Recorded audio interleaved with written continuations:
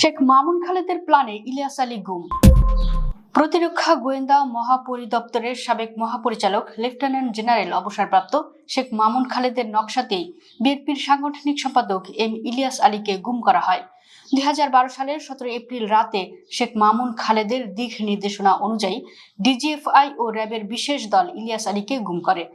বৃহস্পতিবার রাজধানীর মিরপুর মডেল থানার দিলওয়ার হোসেন হত্যা মামলায় 5 দিনের রিমান্ডে নিয়ে মামুন খালেদকে জিজ্ঞাসাবাদ করা হয়েছে।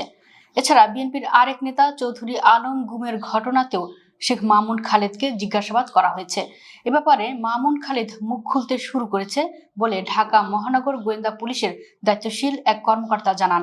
এদিকে মানব পাচার আইনে রাজধানীর পল্টন থানায় করা মামলায় সাবেক সেনা কর্মকর্তা লেফটেন্যান্ট জেনারেল অবসরপ্রাপ্ত মাসুদ উদ্দিন চৌধুরীকে 6 দিনের রিমান্ডে নিয়েছে গোয়েন্দা পুলিশ।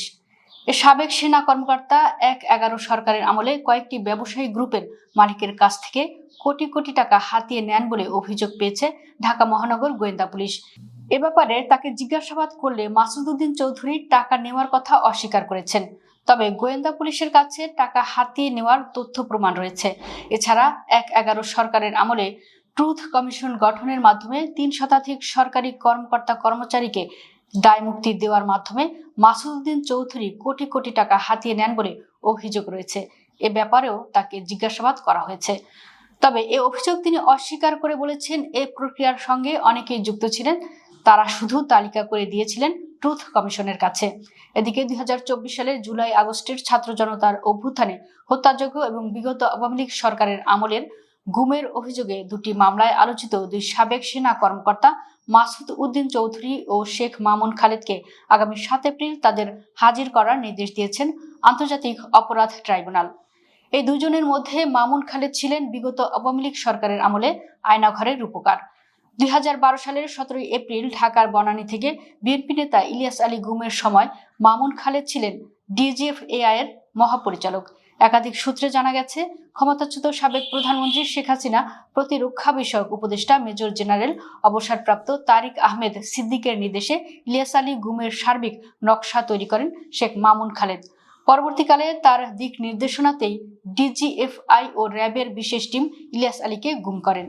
পরবর্তীকালে র্যাব সবকিছু জেনে শুনেও ইলিয়াস আলীকে উদ্ধারে বেশ কয়েকটি অভিযানের নাটক সাজায়। এই নাটকের নকশাও মামুন খালেদ করে দেন। গত বছর আন্তর্জাতিক অপরাধ ট্রাইব্যুনালে 164 ধারায় র্যাব সদস্য সার্জেন্ট তাহেরুল ইসলাম ইলিয়াস আলীকে অপহরণ ও হত্যাকাণ্ডের বিষয়ে চাঞ্চল্যকর জবানবন্দি দেন। সেখানে উঠে আসে এই গুম ও হত্যাকাণ্ডের নির্দেশদাতা ছিলেন সেই সময়কার প্রধানমন্ত্রী শেখ হাসিনা। জবানবন্দিতে উঠে আসে র্যাবের সাবেক কর্মকর্তা চাকরিচ্যুত মেজর জেনারেল জিয়াউল আহসানের নির্দেশে ঘটনার রাতে শেরাটন হোটেল থেকে তিনি ইলিয়াস আলীকে অনুসরণ করেন। মহাখালী পৌঁছার পর জিয়াউল আহসান নিজেই আরেকটি টিম নিয়ে ইলিয়াস আলীর গাড়ি অনুসরণ করেন। ইলিয়াস আলীর গাড়ি বনানীর 2 নং সড়কের বাসার সামনে পৌঁছার আগেই বনানীর সাউথ পয়েন্ট স্কুলের সামনে থেকে তাকে তুলে নেওয়া হয়। ইলিয়াস আলীর সঙ্গে তার ড্রাইভার আনসারকেও অপহরণ করা হয়।